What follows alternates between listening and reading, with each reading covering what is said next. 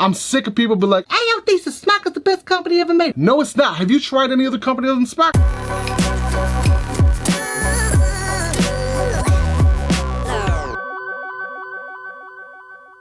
Welcome to the Nitty Gritty with your boy Thesis. Now real quick, let's go ahead and delve into this Vaporesso Gen. I am genuinely excited.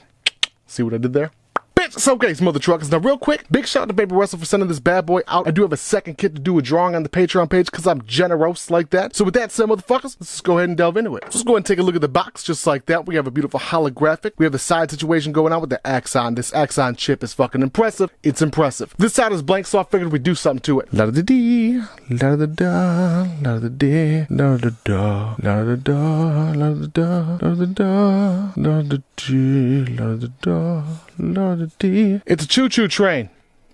We have a beautiful device sitting right here. Actually, the tank is detached with a pre-installed 0.2 ohm coil. Actually, on their instructions and shit, it says it's pre-installed with the 0.15. That is not true, Vaporesso. Stop making lies and shit. We have a gorgeous device that sits right there at the base, and then of course we have that tank sitting there on the top, which is detached. I do appreciate that. That way, there's less likely a shit banging around inside of the tank, or excuse me, inside of the box in shipping. Right here at the bottom, we've got this spare tank. This is a stray tank. I'm not sure what the milliliter is on this. This one right here, I believe to be 8 milliliters, which is a huge capacity tank, and I'm very appreciative of that because 8 milliliters on this specific tank lasts, I want to say, a matter of 6 hours. At least it did for me, and that's around 80-ish watts. Yeah, bam, bam. We do have the O-rings, which are they're some of the best O-rings in the game. The problem is when you take apart the tank, they sometimes stick to the glass. It's almost like there's like a glue effect, and it kind of annoys me. A couple of times with previous Vaporesso tanks specifically, I've actually ripped the O-rings while I was taking off a brand new glass from the base of the tank. So keep that in mind. Be careful. Make sure your ass does it slowly and carefully, just like you would making sweet, sweet love to your spouse.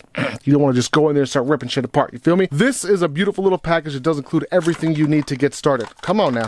Come on. We have a cute little card. I do like this. This gives me an X factor. I've gotten complaints that the packaging doesn't matter, bitch. The packaging does matter. There's got to be an X factor to it. I enjoy these cute little black envelopes. Look at that chromification going on. Right here, we've got a little bam warranty card. I love that shit. And then I do want to tell you my experience with Vaporesso's warranty. I did send an ET Auto pack, ET Auto Kit, something like that, the little alien looking one. I did end up by wanting to send one of those bad boys back. They didn't make me send it. They just sent out a new one per warranty because it just wasn't working out of the box. Right here, we've got the Gen Kit. This is going to be... it's hard for me to place this setup because it can be as simplistic as you want it to be, but it can also do everything you would want a mod to do for the most advanced vapors, including the bypass mode, which is one of my favorite modes for a regulated device to have. I like the ability to make it feel like a mech mod without it being a mech mod. Of course, it is not. It's a regulated device. This does go through each and every one of the modes I would say pretty good. There's a couple of things in here that they don't really explain all that well, and that's even with the pulse width modulation, the pulse mode. It doesn't explain it as well as it should. I wish they went a little bit more in depth, but I do know that's going to cost more money. You end up by putting more words on more paper, and of course, you could always end up by looking it up on YouTube. It's that simple. That's kind of what you're doing now, right? Then we've got the instructions of laser anti-counterfeiting label. What the fuck is this?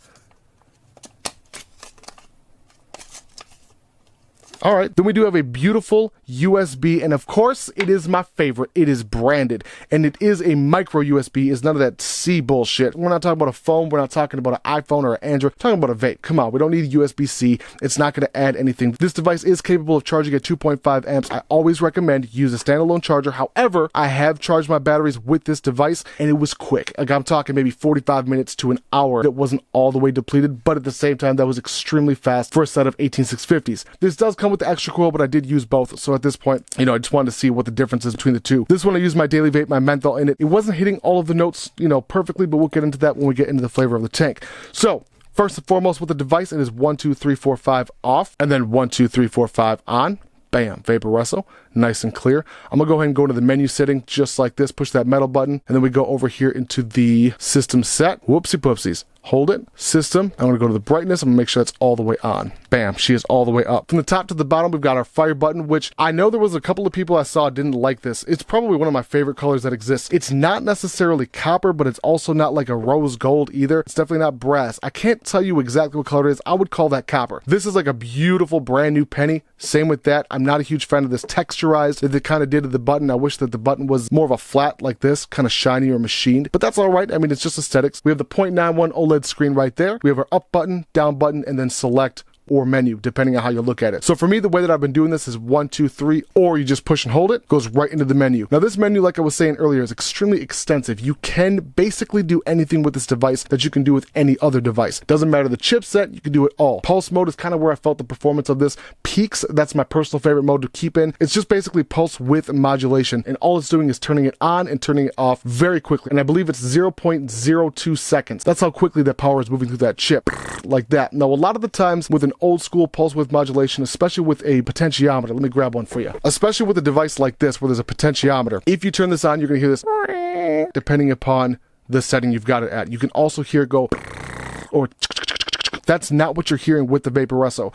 They've done it to the point where it's not an annoying like that. I love the way that this thing sounds. It fires gorgeously. Let's head into the next setting. That's power eco. That's pretty self-explanatory. It's basically eco mode. If you think about it like a car, you're putting it in eco mode, therefore it's going to be the most fuel efficient. It's going to use the batteries in the most economical way possible to get you the most vape time. So with that said, it's not my personal favorite setting because I've always got batteries charged, but if I was out and about and this is my only set of batteries, I would definitely use that setting. Smart TC, that's pretty self-explanatory. It basically reads the coil and then adjusts the settings accordingly. And I like the fact that that's there, mostly for the newer people who just started vaping and want to get into the temp control settings. Next setting is going to be my favorite. It's basically a sub-menu within the menu system itself. You got variable wattage, variable temp control, variable voltage, and then CC curve. That's basically your curve wattage. If you go into wattage, you can select soft, neutral, and high. Back over to exit. VT, that's your variable temperature, and then we hit that right there. We can select which material we're using inside of our coil, so whether it be stainless steel, nickel, titanium, all that kind of good stuff right here. We go into resistance, can exit, go back into, let's see, I'm going to bring it back to variable wattage. Bam. Neutral, 80 watts. Push and hold, get back in the DIY setting. Variable voltage, similar to wattage, but you're just adjusting the voltage of the batteries. Push and hold, back in DIY. We got our CCW, again, that's our curve. Essentially the same thing as wattage, except for you're adjusting the way that the power hits. One more right, we got system settings, and of course that's your puff counter, your brightness, auto eco on and off. At a certain percentage of the batteries that will kick in, and then of course your default, and then it shows you your version. This is the chipset version 1.0.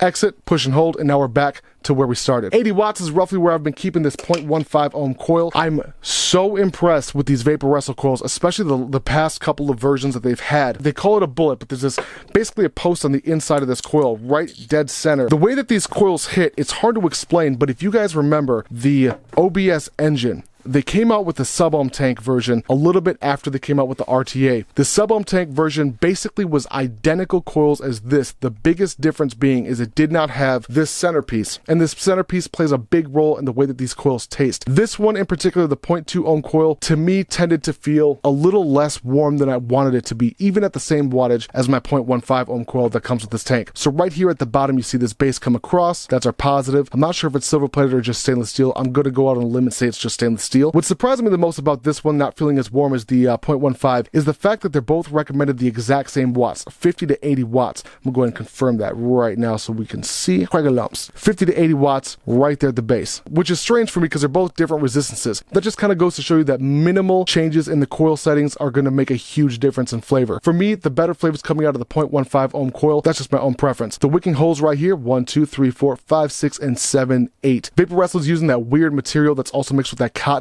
which I do think tends to soak liquid up a lot faster than Japanese cotton or organic cotton as it is. I was just comparing this to one of my smock coils that I was using for the TFV16. This wicks so much faster than any of my organic cotton coils. Okay, smother lickers, I want to get into how it feels. That's really how I judge most of the devices anyway. How does it perform? How does it feel? And how is it using it on a daily basis? It feels so good in the hand, which is bizarre because there's nothing in particular that sets it apart from any other device except for maybe this convex shape in the center. Otherwise, this device feels pretty standard, but it's extremely lightweight, and they've done something that's so rare in the vape industry. It's a light device that feels high quality. It's hard to put your finger on why it is that it feels so high quality. It just does. The paint, I'm sure, has a big part of it. I love the way that it feels. It's rubberized. It's got 4 layers, I guess, of the coating that they're using. I'm not sure if it's Cerakoted. I'm not sure if it's just a rubberized paint. Either way, I'm digging the fuck out of it. The one downside about the paint is the way that this battery door kind of fits. It fits perfectly, but there is no click when you place the battery door onto the back. The way that the back door fits is perfect. I literally could not give them any advice on making this any better in terms of the fitment. And that's due to this lip that you see that comes around all the way around this back panel. It fits nicely into this channel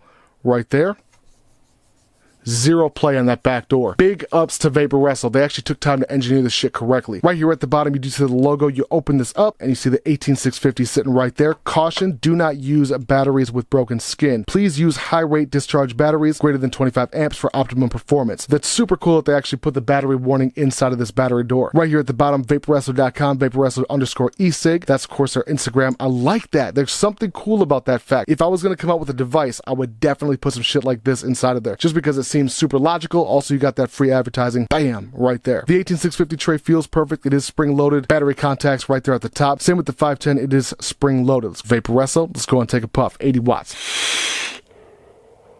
Smoother than a pair of double Ds. Take a look at the 510. This is where they set themselves apart. If you look down into the threads, 98% of the time you see a all black 510 or a colored 510. You don't see them take the time to color the threads. These threads are also the exact same color or also the exact same plating as the rest of the 510 deck. The contact is spring loaded, but it's not super springy. It doesn't go down too far. It's just enough. Now let's go ahead and take a look at the tank. It is a Skur S tank. It's a good tank. I'm not a huge fan of the way it looks, only because I wish that the drip tip it came with was as pretty as this one. It's not. It's just your regular standard drip tip, and it does get a shit ton of juice inside the drip tip well. With that said, that's really my only complaint. I wish it looked a little bit differently. Right here you see this giant protruding bubble glass. It does come out to be around 8 milliliters in capacity. Let's go and grab the micrometer. At the widest point we have 30 millimeters. Right here at the widest point of the base we've got 25.5 millimeters. This is not a protruding positive pin, so keep that in mind. This tank, by the way, is one of the few times I will tell you in a kit this is worth purchasing by itself. So even if you don't want the device, I would highly recommend the tank. It is a solid flavor chaser all day long. Not overly airy. It's a little bit more restricted than I would personally prefer for my daily vape, but at the same time it does generate a decent amount of clouds. Let's go and take another puff.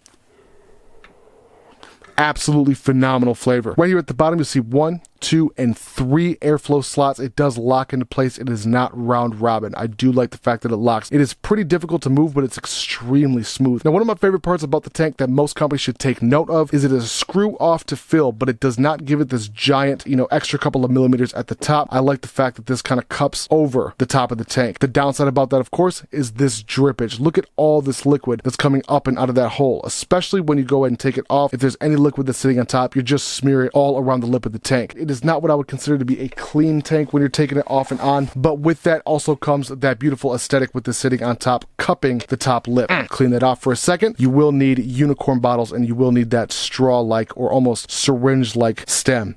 Bam, squeeze it in, you're good to go. The threads right here are about as smooth as you would expect on a kit tank. The threads on the top cap are smooth. They're smoother than smock, but they're not quite as smooth as something like an RTA. Now with that being said, let's go and bring it back up top and speak on the experience.